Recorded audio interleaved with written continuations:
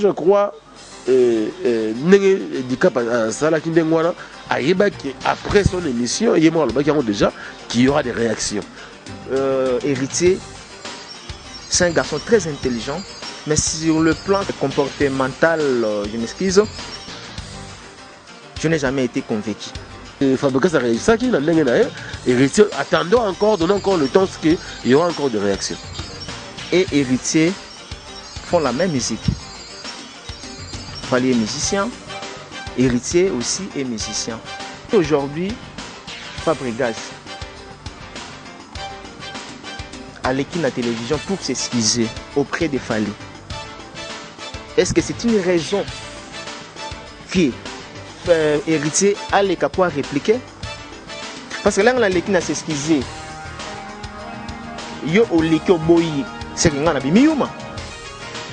Ça dit que Fabrice a sengi yuma, c'est que pardon, c'est que Fabrice a sengi pardon et le but qui Fali nani Fabrice a bien yuma. Dans le bango mille fois, Héritier doit changer son comportement. Est-ce que c'est qui est important? Il y a quoi pour répondre dans ma combo Fala le baki. C'est ça qui est important. Héritier le loba amuta tende. Ce qu'on bat par le bas, n'a pas calculé mon ninga. N'a pas loba makamba moninga. Tendance Magazine, Espoir de Kin, artiste Limbia Kador. Merci Namkolosi, Alain Dele. Alain Dele, the King is back. Yobonga Espoir de Kin. Le devoir nous appelle, mesdames, messieurs, de partout vous nous suivez. Tous les coups sont permis, sauf les ingères. Bonjour, bonsoir, cela dépend. Il y a Ernini, Bolanda Bisso, et c'est mon abisso Mingi Koueba qui est Bino, Bolanda Bisso de part et d'autre. Merci Nabino Toubopé, ça Bisso confiance. Et merci, puisque cette réalisation est bien sûr assurée par Jordan Panzou. Et aussi, nous disons un grand merci à tous les partenaires de cette émission, le sponsor officiel de cette émission, il y a Gianni Sita, Tchunga Poutbanga Michuri, depuis Suisse-Hollande, très très puissant. Merci à Malorista Congolaise Malolo, Francis Beto Febonani Nicaragua, il y a Arlette en numéro double, l'impresario Claude Ndombasi, merci à Chancel Mbemba, merci Nabandekotou, voilà Narabiso, Chouchouna Tati, la véritablement femme d'affaires, Taboufa tout top modèle également, qui n'est pas oublié. Mesdames et messieurs, sur ce plateau, je m'y ai invités. Mais avec ces invités, nous aurons en parler en long et large parce que cela concerne la presse en ligne. Puisque parmi les gens exercer la presse en ligne, parmi les gens presse la valeur, afin que presse lobinango, toute la vraie valeur est à la mise en place pour redorer encore la belle image. Il y a Moussala Otosalaka. Je pense que nous avons un sujet, il y a Bissou, il y a Lélo. Un peu touché par-ci par-là, puisque cette presse qui est acquise aujourd'hui, nous avons tous suivi l'interview de Koffi Olomide que nous saluons en passant. Déjà, que j'étais plus tough et pas presse en ligne, disons que presse en ligne peut-être qu'on responsabilisait presse en ligne, n'a pas dérapage, makambo belé, division entre les artistes musiciens, polémique qui ne tiennent pas debout, ce qui font que les artistes musiciens puissent encore régresser davantage au lieu qui peut récupérer place dans ma première place avant la musique africaine. C'est-à-dire que Bolanda qui intégralité il y a émission au Yoto interview à Koffi Olomide. Je pense que dans zone qui s'habille au moins extrait au moment où on a Loba Bolanda en quelques lignes interview à Koffi Olomide. Après l'interview de Koffi Olomide, mesdames et messieurs, nous vous proposons également l'interview réalisée par l'artiste musicien Héritier Watanabe Gogan, que nous saluons en passant. Bayamba qui est de Gonaviso Jazz Kavoulou. Suivez aussi ces images. Vous préparez bien. Et à la deuxième image, il y a Makam Oyusutueleki Awa. Et enfin, la troisième partie, image Yasuka Auto proposée à l'image. Il y a Ndekonabiso, Babengi Kombo ya Nyamakor, Ndeko, tout le monde Awa, Azoloba, qu'on s'adresse par rapport, il y a plainte. Accusation aux Azalaki, Azalaki impliqué ton infraction par rapport il y a dire naïe vis-à-vis artiste Moko, il y a mené un mot canabiso. Alors sans plus tarder sur ce plateau, j'ai le plaisir de recevoir pour vous Mike Lukamba qui n'est autre que le patron, il y a Africa Elengi. Chroniqueur au Boyebi déjà de temps à autre, na même ça naïe malam ou asalaka.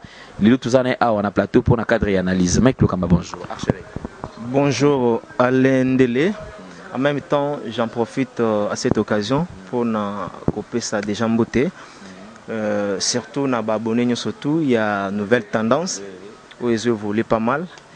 Et voilà, les autres juste pour tout ça la analyse. Dans ma cambo les cas et ma question ma réponse peut aux alabiso. Merci. Généralement, ils allaient moi pas si ceux qui sont journalistes pas comme tendre un micro parce que mais ça n'a déjà on est pas tout dans la question. Mais poser la question des fois ça complique aussi. Nous avons le plaisir d'avoir sur ce plateau le patron déjà on est Boebi Africa Info. De tout ça dans Afrique et Kotoyo, Africa Info Kotoyo. Déjà le marié, bonsoir les gars, les mariés, voilà. Donc déjà nous avons le plaisir d'avoir Franck Stemaï sur ce plateau. Et Franck Stemaï, bonjour. Ouais, bonjour, CG Alain Dele, l'excellent. Merci beaucoup pour l'invitation. Et merci également à Mike Lokamba. Bon, Mike Lokamba, il faut s'abonner tout. Il y a Africa Info pour Yimoraebi. N'abonner pas guerre trop moto, c'est quoi tu bon moto. Voilà, et monsieur Royal. Vraiment, c'est une invitation à Nouvelle Tendance parce que ça fait mon il y a biso. Ils ont prôné ma valeur, bien sûr, il y a presse en ligne.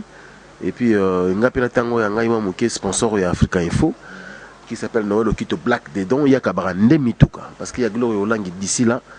Bande Baromona. Dans cas où tu as sa voiture, biso peut repérer ça officiellement. Il y a Gloire Olangi d'ici quelques mois. Vous serez invité. Pour y avoir un normal. Mais comme que personnel. Et comme à ce qu'on a fait un point de presse, tout ça, moi, ça les mains noté quoi. Voilà, on a passé Noël Okito Black dedans beauté. Et puis on a passé depuis longtemps toujours vu dans Moli Mabasa, Motema ya maman, Makungu, bien sûr, Léonie Makungu, au Pena Bogisa Yembelaka, Nzembone Salaye Makamboana, Bambote Belé, et puis Bandeko tout à travers le monde, Bangarabiso, notamment Mersiko, la première lame de Lausanne.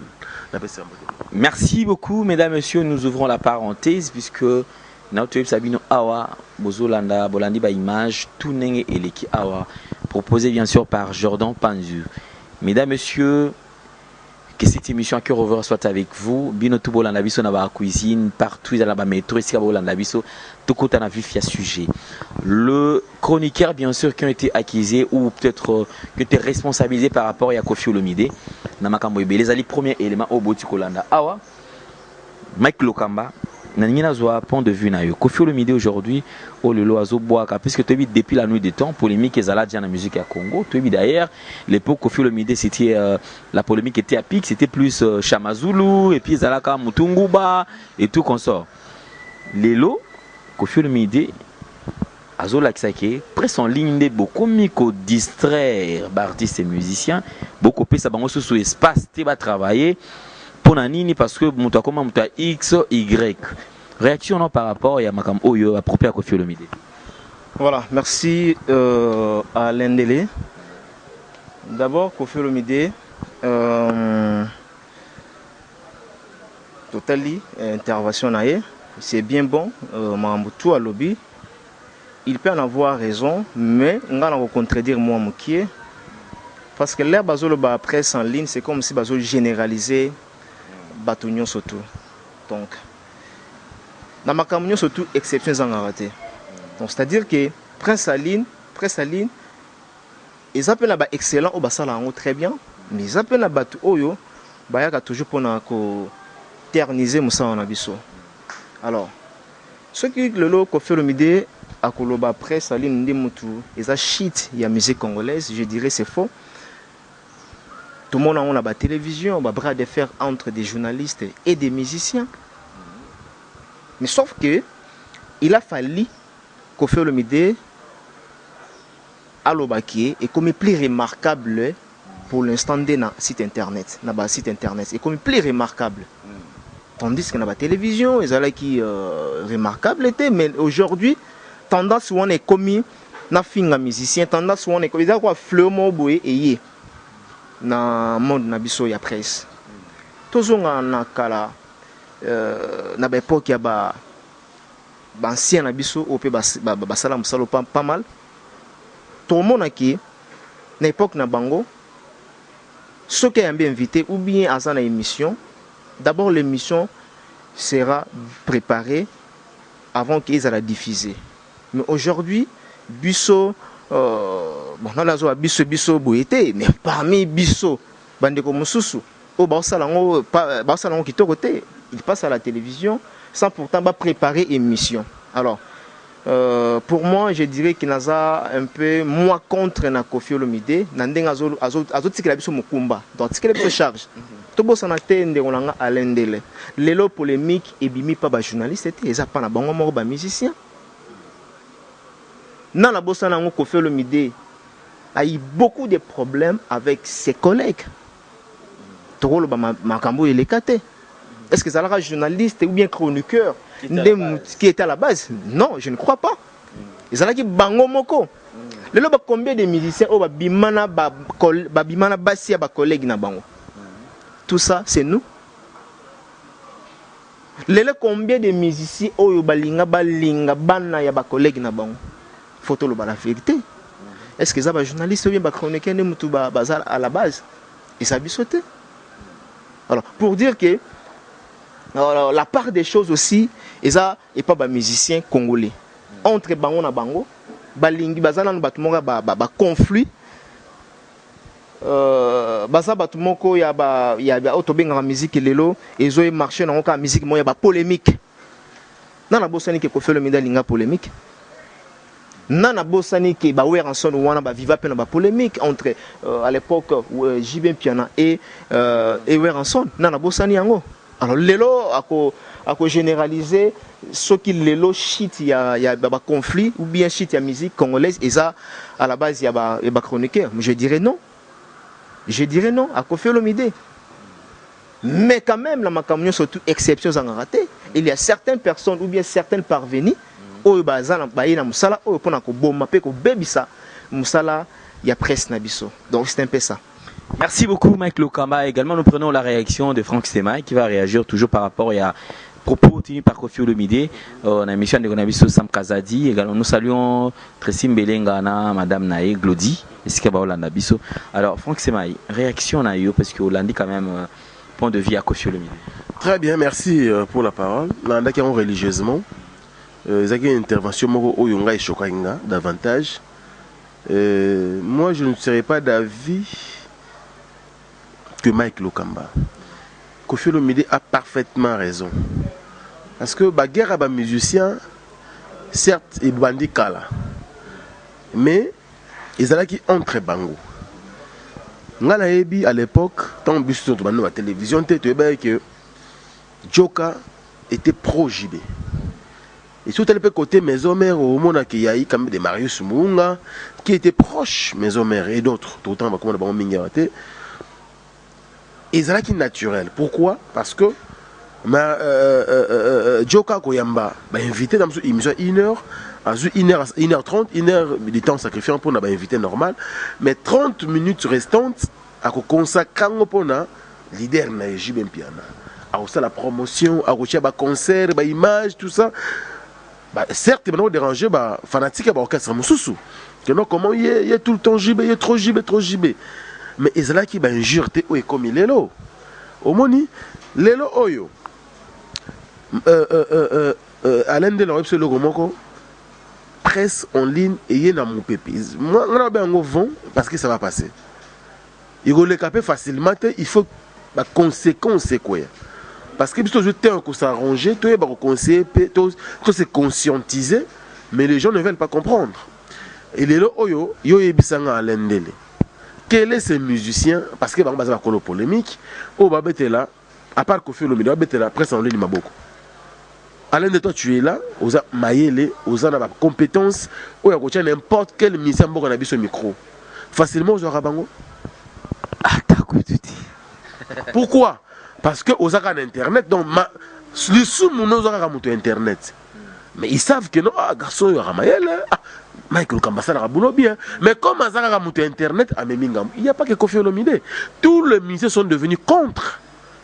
Et en étant contre, quoi ici qu'on a philosophie, il y a fonctionnement, il y a internet. C'est-à-dire, chaque orchestre est commis à moi, sodan a bango orchestre. Sodan on a ni monté internet. D'ailleurs, il y a des gens qui ont pamba, la place d'utiliser à Sankara, comme trop patron, faisons un mouton, mais chroniqueur et internet. Il y a des gens qui jouent qui sankarisme bien, qui y moko sankar. C'est devenu comme ça. Na ba orchestre nyo c'est commis. Sauf Monstre d'amour, moko bongo qui a l'ingaro bêtise depuis quand. On se comprend.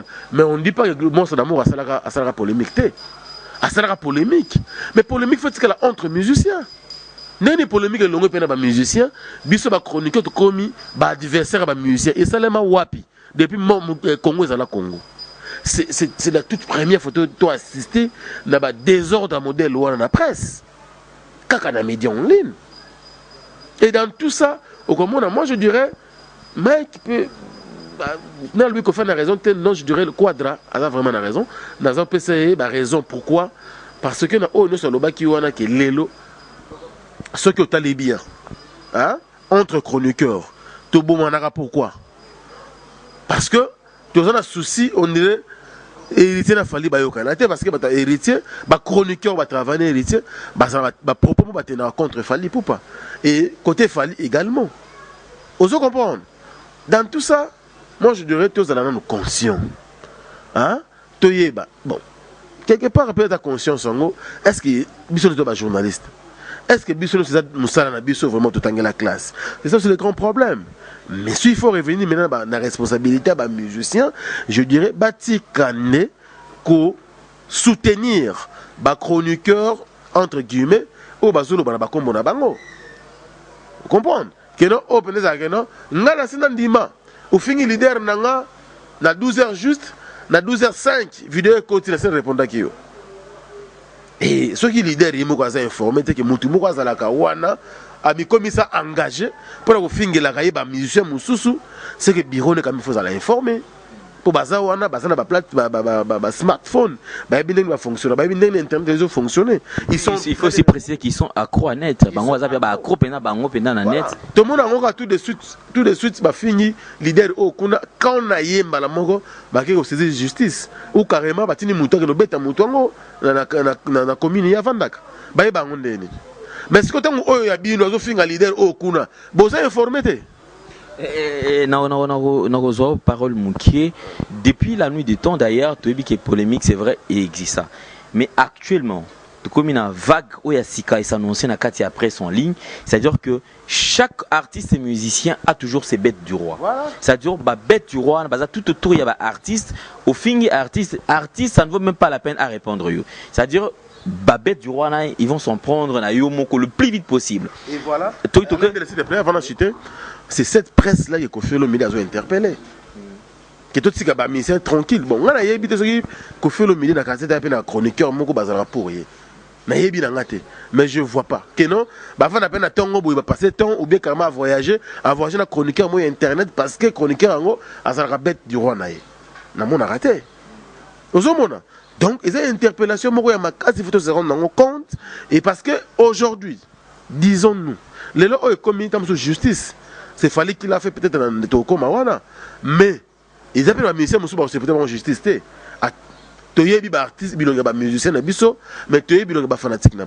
Avant de fermer cette parenthèse, Mike Longma, vous avez une réaction encore à chaud par rapport à... Voilà, donc, on a juste intervenu à propos de l'intervention de Franck Stema, juste intensé.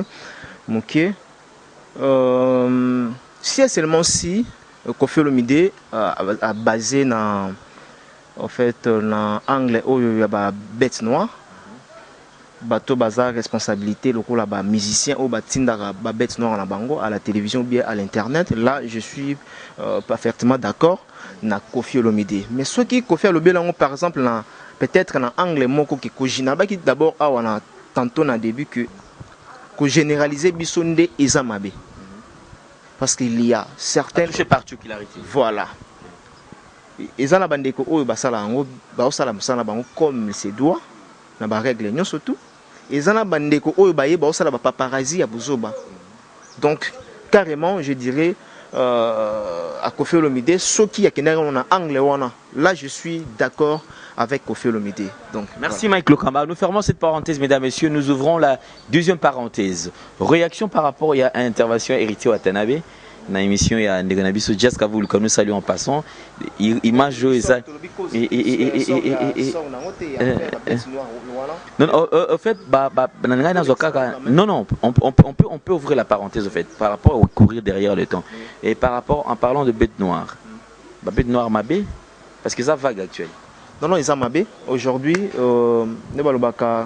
les conséquences corrigent mieux que les conseils moni déjà ndeko oyo azo subir ndeko na biso ni amakor na bengi ndeko parce que ça être humain mais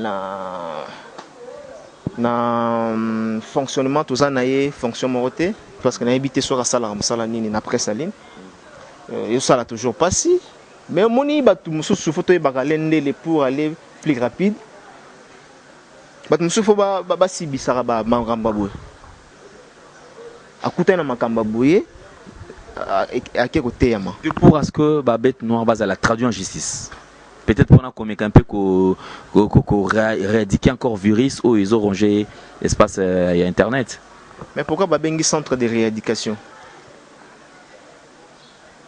ba bengi prison centrale les centre de rééducation ce ba comprendre awate ba qui ne ko comprendre là-bas c'est tout à fait normal parce que des personnes comme des Fally Ipupa, des personnes comme des Koffi Olomide, des Oranson, tu passes à la télévision, Ozo Finga Bango. Relation na Bango exaté. Dis-moi. C'est la jalousie, la haine. Alors, Batolo la bandeko wana bazo mériter place à Aote. Ils sont très dangereux, plus qu'un lieu abandonné à la cité. Mais je te dis vrai mon frère. Merci, c'est vrai, c'est fort, hein? Je ne le tiens pas à rigueur, mais c'est fort. Et Franck, c'est même pour finir, enfin, et tu penses que c'est une bonne politique pour éradiquer le virus, parce que c'est vrai qu'on ignore en côté. Il y a un virus qui ronge déjà l'espace en ligne, donc la presse en ligne. Tu penses qu'ils ont parmi les pistes de solutions ça dit ça va toucher la bête noire c'est que ça va orchestre union surtout parce que sans exception peut-être à côté de 2 3 4 mais bah orchestre ils ont pesé bango union sont presque tout bazar na bête du roi na bango moi je pense que tu au côté na magani ça va tout à l'endele mais il faut dire que quand c'est encore ça va ça passe quand ça passe mais yeba que si tu continues à lire au maramozo kende dans 1 ou 2 années, tu vas assister à la mort d'homme. Parce que il faut que chaque artiste ait une non-sbi. Il y a des fanatiques. Donc, plus on fait une non-sbi, on fait une non-sbi. Les fanatiques, on va s'arranger de leur manière.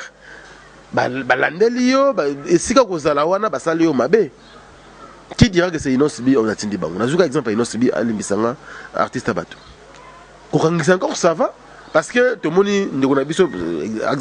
toujours illustré exemple parce que les lots en train de se faire passer tout c'est pas côté mais tout le monde quand même qui est à la télévision à Molière TV à en bonne santé mais ceux qui sont comme bon d'accord là on a organisé mais le quoi il y a qu'à finir fanatique n'en a pas chargé naï oui peut-être une nuit comme ça où tu es beauté au danger et au Koufi par exemple tu t'en prendras à qui famille ko landanani pour l'autre rosenga fallait pour pardon il y en a qui quand ils ont mieux to rosenga artiste na biso pardon à limbisa ce qui veut à sa purger moi ce qui 2-3 jours yo en tout cas ba limbisa yé azu déjà correction na ndenge peut avouer na télévision ko za vie na yé oza président na yé en tout cas c'est bon au voisin na yé c'est bon en tout cas ko limbisa yé sur ce comique non la tongo ndeko lende la za awa à l'agonie ba beta qui est danger na butu ba tumoko non identifié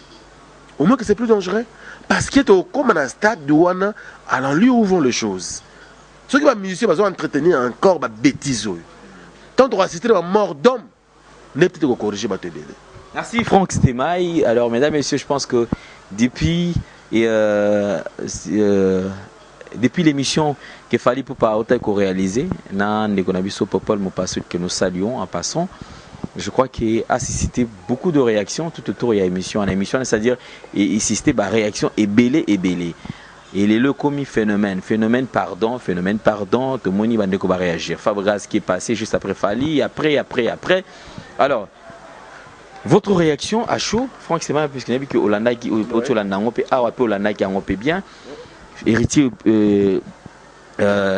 Watanabe qui a été reçu par Ndogonabiso Jazz Kavulu. Réaction à chaud par rapport à comportement, à propos héritier, sa façon de réagir. Nakatia intervention na passage dans l'émission Jazz Kavulu. Moi je crois que nous devons être tolérants. Tout ce qui a s'exprimer n'engageons dans ma camp. Omoni, ce qui est vrai, n'engo yambi biso bonan de kolanga Mike Lokamba 3 fois archevêque. Bah propos ou encore bah réflexion na biso à mon côté. Mais tu as même plateau. Donc ce qu'il fallait pour le émission moko. Alors comme la star Olimbi Sabatu, en fait émission qui moulaï. Parfois ça fait mal. Émission qui moulaï. Mais moi parti mais qui un peu suscité ma réaction parce que ensuite il y a Fabregas qui était passé à quand que le baona il est pas hier qu'on réagir par rapport à mon pardon mais tout le monde n'est pas Fabregas. Fabregas a fait ça, a motivation, il tient qu'il ça la bongo, a qu'on réagir de la sorte. Mais c'est pas dit que soit Fabregas a réagi bongo, qu'il ne déplique pas réagir n'importe qui Wata, donc Wata pas réagir de sa manière. Moi je crois que Bisso Presse, tout ce qui est la public la main, Yemoko a jugé.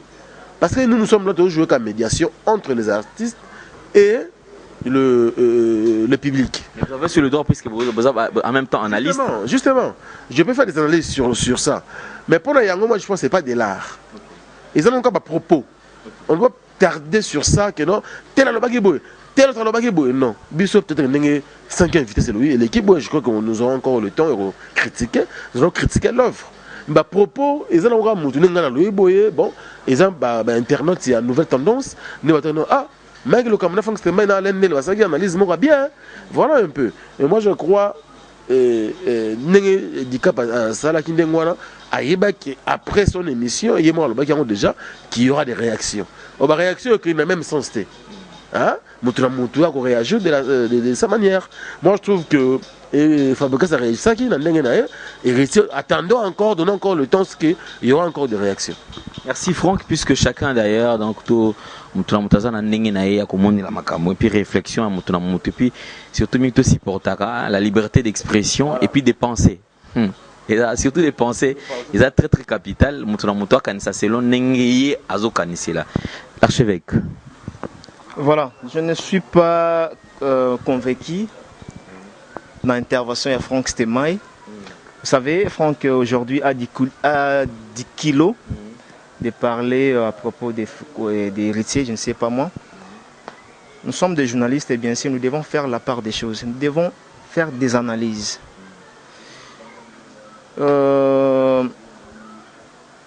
Fali et héritier font la même musique. Fali est musicien, héritier aussi est musicien. Alors, à l'un des photos ébaquées, na musique oyo et ça la rappelle et ça la mutu oyo peut avoir représenté drapeau na biso o azo kati sango pe ba frontière koleka pe bande comme sous voilà toujours ignorant. Alors si aujourd'hui Fabregas allait à la télévision pour s'excuser auprès des Fali, est-ce que c'est une raison qui héritier à pouvoir répliquer? Là, tout ça, l'analyse sur la musique, nous devons se faire l'analyse sur les comportements des musiciens. Moi, j'ai toujours jugé héritier, c'est un garçon très intelligent, mais sur le plan comportemental, je m'excuse, je n'ai jamais été convaincu. Un comportement qui va coûter de la plaque ou bien ça... Est-ce que ce genre de propos à la télévision, aujourd'hui, parce que Franck ne veut pas parler, aujourd'hui, héritier, va nommer un ambassadeur suprême international, universel pour la paix. Jeunesse, non? Jeunesse, c'est la qualité. Ambassadeur suprême de la jeunesse, je crois. Oui. Yebisanga. Azo, pesabiso exemple, yani. Nous sommes jeunes. Yenem da simi jeunesse na biso toloba. Azo pesabiso ni l'air azo leka na télévision. D'abord, ils ont mon boya, ba propos ndeko na yo muninga congolais à lobby. Les leçons qui fabriquent pas ça qui m'a bé ou bien à la peine un comportement m'a bé. Mais bras de fer ingé côté sous. Parce que là on a l'équipe n'a s'excuser. Yo au l'équipe boyi, c'est que ngana bi miuma. Ça dit ndenge fabrique ça senga ki yuma, c'est que et pardon, c'est que ndenge fabrique ça senga ki pardon et lobby qui fallait nani fabrique ça bi miuma. Je ne crois pas. Héritier lelo dans le bango med fois que Azo Salam Sana est très bien, mais il faut changer comportement.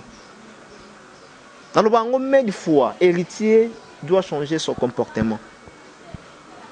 Est-ce que c'est qui est important? Yakoya pour répondre dans ma combo fallait le baki. Directement moi je pose des questions. Fali et héritier. Non, attendez. Il ne faut pas oublier que question peut m'tatuna geza est jazz hein. Bien sûr. Il y a répondre dans le bien pour répondre il fallait enflammer parce qu'aujourd'hui Motepeli c'est ça qui est important, il y a quoi enflammer. C'est ça qui est important hein. Héritier le loba mutatembe. Ce que bat pas loba, na zo calculer moninga. Na zo loba makamba moninga. Il y a des choses dans la vie qu'on ne peut pas négliger, mesdames et messieurs. C'est l'expression et l'impression. Vous savez, à chaque fois que tu peux apparaître devant les gens, ce sont les premières impressions qui restent. Quelle est l'impression que les gens gardent? Boutique d'habillement, exemple à suivre. Poto na poto, chez Odilon Mapouya. C'est vrai que l'habit ne fait pas le moine, mais on reconnaît les moines par leur accoutrement. Nous sommes petit bouillé. Nous sommes à 24. La croisement de la direction Cambiana est venu auparavant. Exemple à suivre. Exemple boutique. Collection à collection. Nouvelle collection. Pour vous qui aimez la classe, mesdames, messieurs, voici la solution. Odilon Mapouya, exemple à suivre. Exemple boutique. Odilon Mapouya. Alain Lele, il a un à dire. Odilon Mapouya. Regrettable aujourd'hui de tels propos. Je suis contre ça, moi, Mike Lokamba. Dans le bango même, c'est de coûter un héritier boué. Salam Salam est bien. Faut le bas. Tout bon batté. Qui a ça là qui y mabé. Et c'est là qui est important, c'est Alain Dele. Héritier les cas après ça juste maramouné à 5e vitesse. Il y a concert, il y a Côte d'Ivoire, c'est tout. Atabatuna Kiyo. Et ça qui est important, il y a le non, à propos on a tout illustré. Je suis désolé. Mike Lokamba, merci. Je crois on peut c'est bon? Pas de problème. Ok, merci. Alors, on va prendre le dernier point. Oui, avant de finir, en fait. Okay. Réaction à chaud. Réaction à chaud, je voulais dire ceci. Nous devons être démocrates. Vous savez, autour de ma question. Nous sommes obligés de répondre à ma question là. D'accord? Moi, je ne suis pas ici pour faire le porte-parole d'héritier. Mais moi, je crois que nous devons aussi comprendre que les artistes ont leur manière de s'exprimer et de penser. Ok? Tout le monde a une musique, tout comme cette musique existe. D'accord? Même Dicap la merveille, elle m'a dit Ndoule. Si c'est bas aujourd'hui qui a continué à me mettre à la du bande en boca, ils ont facilité. Et aujourd'hui, il sait que c'est le plan artistique. Mais aussi, sa façon de penser, sa façon de réagir. Tout qui est dans 2 points. Peut-être que Mike Lokamba a compris. Tant dans le bac, il y a une émission. Oyo, papa, on passe tout à la salle de Onabiso. Na artiste Nabiso Fali Poupa. Et ensuite, un autre artiste a collé le même plateau. Fabregas pas réagir à propos. Maintenant, aux questions, on est dans une autre émission. Ce qui veut dire que Mouton réagit de sa manière. D'accord? Et ça a raté que non, oui, amen, parce que c'est parole d'évangile. On comprend? héritier, je dis pas que c'est le top des tops, c'est à réfléchir au danger, non, mais au moins ezali ba penser na yé. Ba penser na yé, point barre. Biso ko imposer, non penser qu'à le quoi Fabregas. Non, ezala raté. Pareil, ba tout ba pe que non deni. Bon, to que on est pas. Fallait pas Fabregas alimbisa, fallait alimbisa Kofi pour dépasser. Alors pas maman, c'est faux pour na fallait. Mais c'est un bon terme. Aujourd'hui, pour perdre, non, mais c'est Moutou. Parce que Moutou a un ennemi, il a fallu dans le monde de la musique. Moutou a un ennemi, Kofi a le interview. Pesa Wera Munduki a tiré Kofi, ce qui a Koka. Ce qui a un ennemi. Pesa JB a tiré Wera, ce qui a Koka. Donc ils ne sont pas des ennemis. Mais au moins, c'est le monde musical qui fonctionne de sa manière. La concurrence, elle est loin. Voilà, justement. Donc, ils ont doulé. Fabregas, biso tout au bas, bravo artiste. On comprend. Mais ça ne veut pas dire que non, les aboyés, bon, tous de la personne, Robino Mundibu, pardon. Non. Donc voilà. Merci. Donc moi je crois que tous sont un peu tolérants. Et biso mokonde, tous les pédissaires, montrent pas artistes et musiciens. Tous les fanatiques, tu vas comprendre que les artistes, montrent linga alende les nengas aleli. Linga Mike Lokamba, nenga zaleli. Na comportement na ye, surtout que l'ulande musala na ye. Donc comportement, ndima yango s'adapter au comprendre nenga za. Mais biso ma musique to ba journaliste pardon, o toi censé il y a quoi accompagner ba artiste dans le droit chemin. Ceux qui toujours ko dérailler bango, toujours contredire bango pour confondre encore leur public. Moi je crois que ça devient un problème. Nous avons anticipé un point, mais prenons ces points puisque on va finir avec ces points. Alors, aujourd'hui, réaction et pour s'afficher, tout le monde va réagir d'une manière ou d'une autre. Chaque groupe ou chaque leader ou chaque artiste musicien, et aujourd'hui, on a la poids dans la musique, il y a beaucoup de Aza n'a pas bête du roi, c'est comme ça que moi je les appelle. La bête du roi tout autour. C'est-à-dire c'est bête du roi, rôle la mangue Zalarani, c'est-à-dire qu'il ne parle qu'au nom de l'artiste. Alors on se pose la question, réaction à bango, tout comportement à bango, tout réaction à bango na kati na émission, est-ce qu'ils allaient commandité par leader ou on a tous allaient peut-être bango toujours en cherchant, en voulant peut-être faire plaisir na leader na bango, habiter nga on a obtenir ba propos boye. Les artistes émission étant aussi croyanets. Balandaka ba propos nyonso tout wana. Attends mon tolobi que non moto a le baraté. Mais vous verrez des gens tout autour na yo ba fingile ba tout ba le ba be na kudo. Pas tout mais ceux qui a leki a le baraka que non ngana ba mwana te. Pour aller plus loin au bon tout savi que non o bon ngam tout na bana mwana moto pe place pe azala pe banda pe ko ba jana mabe. Donc ngana zana pona mwana te. Oh s'il faut peut-être qu'on passe à la part il y a chose c'est pas responsabilité à partager. Mais ming ba toiseau soit plus et par y a responsabilité, au moins 75% ils vont revenir plus dans les artistes et musiciens. Parce que bango ne va pas commanditaire. Ce sont eux qui ont le dernier, on va regarder dernier mot. Ceux qui ici, toi, fini le jour quand on a yo, au l'équipe va képer, les solos non ici. Le jour où ça la kaka boiba qui non ngapé na yo na longo lieu. Je pense que ça peut aussi quitter ça. Moi vitesse, il y a nenge makambozo kendele. Le le comme makambo ya ko kangisa, mutasali mabe ya kembala moko, mais au moment qui va clasher aussi là dit. L'internet c'est comme ma place puisque babi qui non a censure ils a raté babi qui a on a filmé na ko finga na sala ba clash et en fin de compte muta ko réagir pété pour na pe na place ba na place ba mangati. Alors on a une réaction na mina show pour avant de finir. Chaque chose a un début et une fin.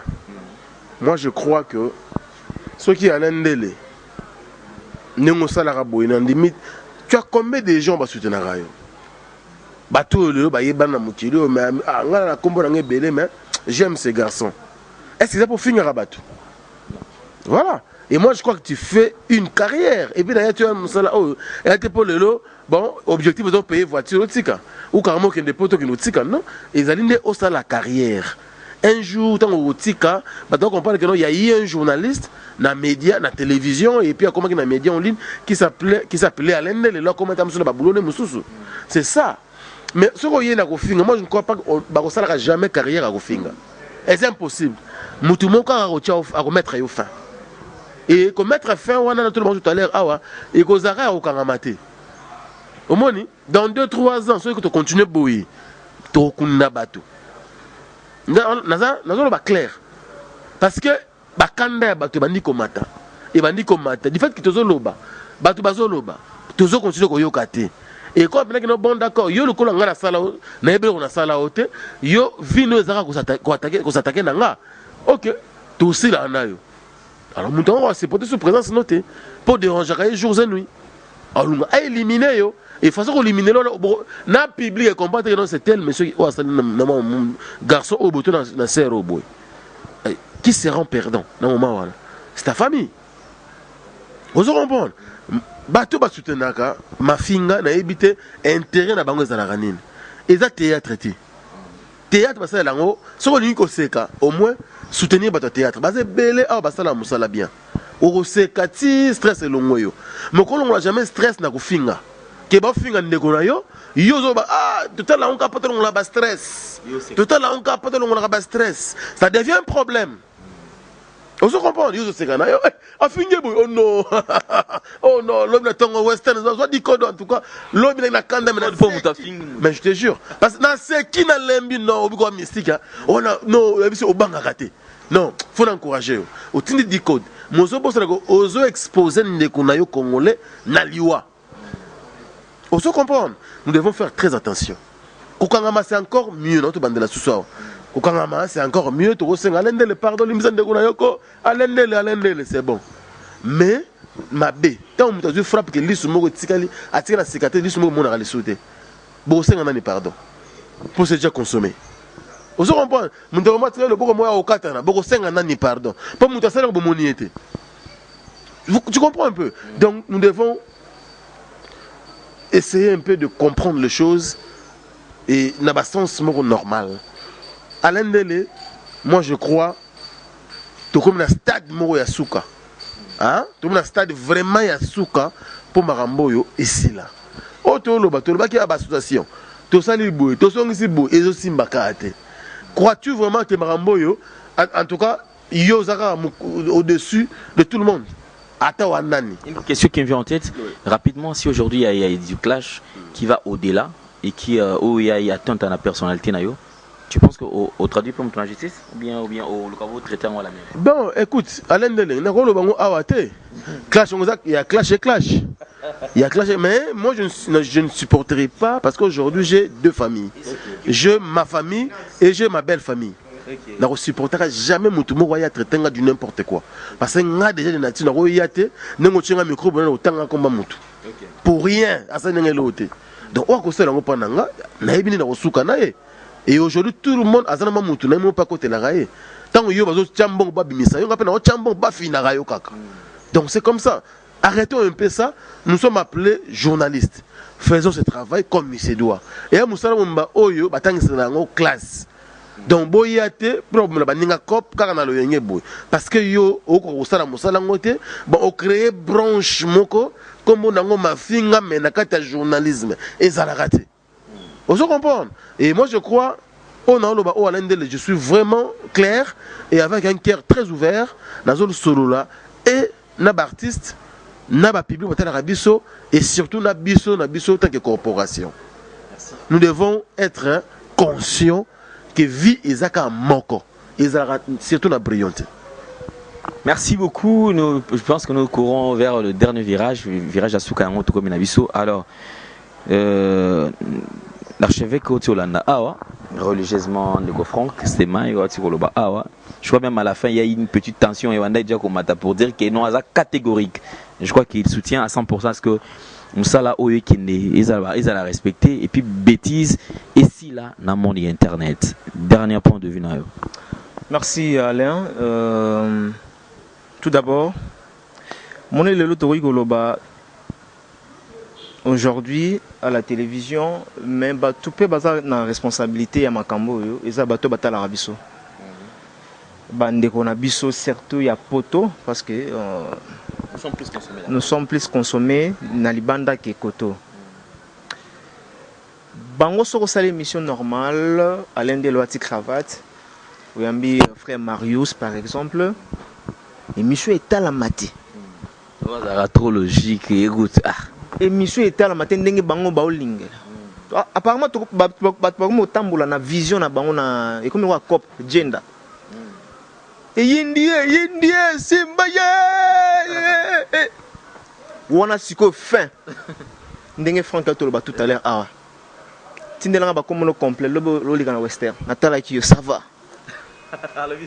ça va so 10 mois bana bazo bom sala le batapoto bozo condamner biso bato toza awa eza bino moko pe quand même boza la base ya makambo oyo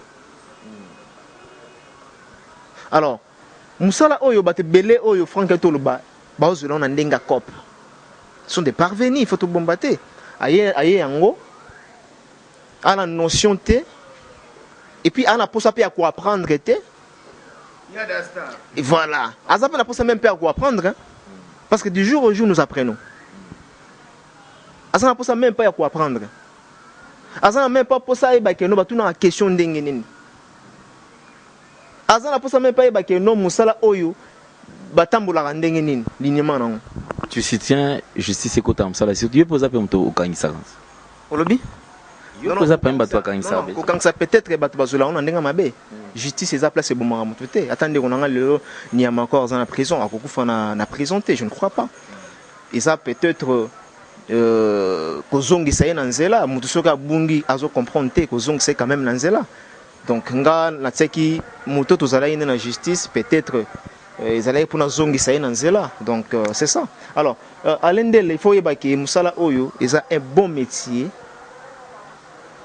na kati ya société le baté belé bazo rêver yango na kalezala apoko moi na kalezala que non journaliste chroniqueur quelqu'un de valeur mais aujourd'hui à la presse en ligne un chroniqueur ça un petit mendiant d'abord Toloba un voyou, un vagabond, un vaurien, un tonneau vide. Donc tout comme saturé, tout comme finalement, si comme on bandeko obazo robé sélection sala. Alors ce genre de choses, il faut que nous arrêtions vraiment bas comportement oyo, ils ont salir non seulement biso, ils ont salir presse na biso nandenga libanda. Vous savez aujourd'hui, Alain Ndele le sala ba émission na yo.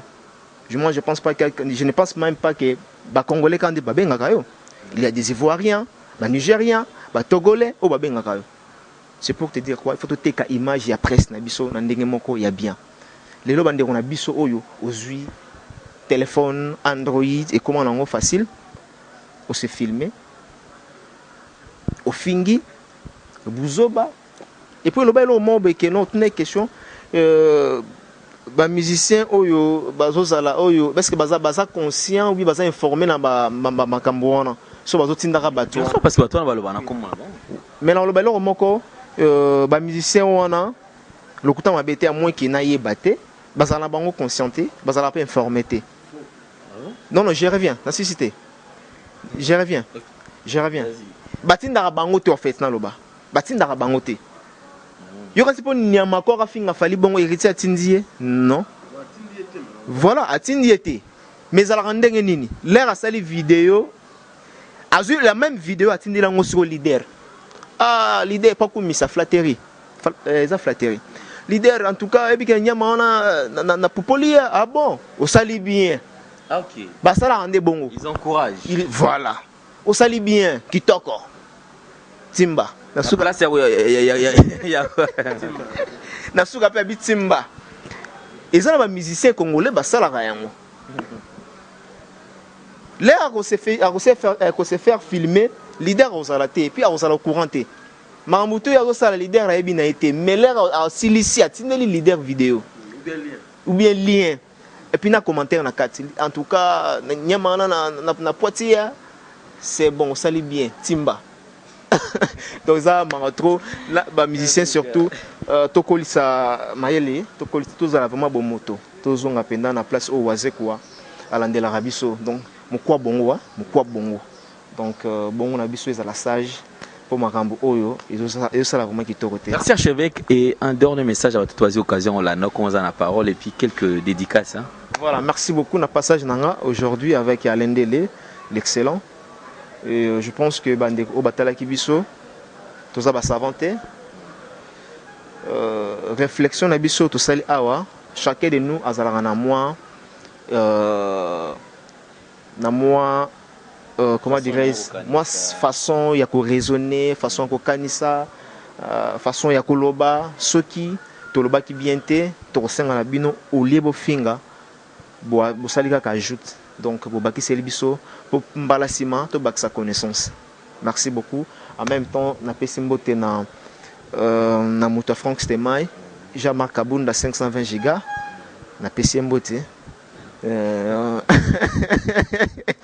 Jean-Marc Kabunda na pesi mbote kotazali Willy Moucheni le véritable code ya mboka aza déjà na mikiri na pesi mbote et pourquoi pas dépenser na David Lutete Gaucho dollar plus dollar égale dollar euro plus euro égale euro na pesi encore mbote na Yolande Malula oaza na Kinshasa wa zokutane kutukala mingte. Merci à l'endele et puis na équipe technique na biso derrière la caméra Jordan Panzu. Donc na moni cameraman moya mignon quoi et ça va bien. Voilà. Merci beaucoup. Mbote mingi na assistance ya Franck Stéman et ça linga bien. Merci d'avoir assisté et puis d'avoir répondu favorablement à notre invitation. On espère prochainement tous à la peine de libérer au Balamoko. Alors, ça en est fini, mesdames et messieurs. On va finir avec Franck Stemai. Un dernier message à votre occasion au Landayo. Et puis, quelques remerciements. Oui, merci beaucoup Alain Dele. Mais moi, je dirais, au Sali Awa, ils ont juste une interpellation. Biso Moko peut être concerné. Donc, tous auront conscience, c'est un métier vraiment. Je crois très bien. Ils ont très riche. Ils ont pu se battre ma valeur parce que tout ça, ils ont suivi à travers le monde. Là, ils ont Japon, Australie, Norvège, donc ils ont pu se quand même ma valeur. Tout respectant, tout pu se valeur, valeur et aussi tous ont conscience que les lots, au finga, aux un an des finga que il y aura éternalité. Il y aura toujours un moment où tu seras arrêté. Ou arrêté quand l'état mais aux apprenants conséquences mais ça là que au courage au le cas au finga gratuitement. Moi je crois que c'est un peu ça. Nangai n'a parfaité justement. J'ai aussi des gens au bar mais souci de perfectionner qui a aussi la bêtise. Merci de l'invitation à l'Indele. Merci aussi à Mike Lokamba, archevêque, et aussi na bato nyonso batali biso na nouvelle tendance. Na repesa mbote na le culte black dedans et aussi Alain Dinamolo mon se pose agréable Bogart na poche. Merci également na Obabengara toujours le monsieur le président. Lui c'est Spero Sol et Gisèle Matota. Merci pour notre soutien et puis la première dame de Lausanne, c'est Mère Siko. Mère Siko, mon thème a vu na biso go Belisha grand prêtre, ba parrain André Dialoa un enfant pas comme les autres et aussi la Pessimbote bien sûr na en tout cas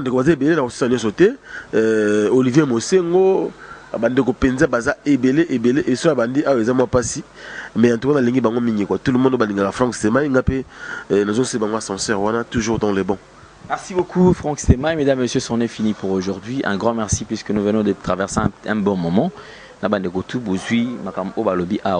ne nous tenez pas rigueur. Et l'œuvre humaine, c'est vrai, il a toujours une imperfection. On espère prochainement améliorer les conditions pour vous à la kimia. Merci Nabande Kotou, Chancel Mbemba, Francis Betefe Bonane, l'impresario Clone Dombassi, le sponsor officiel de cette émission, est Janice Tachungan pour Tobangamichuri depuis Suisse-Irlande. Très puissant. Merci à David Bendo Barnes qui nous suit depuis quelque part. Merci à Malorista congolaise Malolo, véritablement femme d'affaires Chouchouna Tatila. Merci à Tabou Fatou Top Model. Merci à Bandeko. Il y a un peu exemple à suivre. Il y a Marachel Moussolongo. Merci à mon vieux Eva Moirina Autriche. Il y a Pichu Miezina Chine. Bandeko tout va soutenir Kabiso. En tout cas, infiniment merci. Mingi tozong sande epanabino bandeko surtout mingi bandeko ba sungandeko na biso la petite grâce au alika qui émission na biso awa nzamba pambola bino. Merci na réalisation à Jordan Panzou. Si vous avez aimé cette émission, en tout cas vous abonnez encore davantage sur Nouvelle Tendance Télévision, culture d'excellence au rendez-vous. Tendance Magazine, espoir de kin, artiste Selimbia Kador. Merci Namkolosi, Alain Dele. Nouvelle Tendance TV. The king is back. Yo bon on espoir the king. Faut s'abonner. Ah, yeah.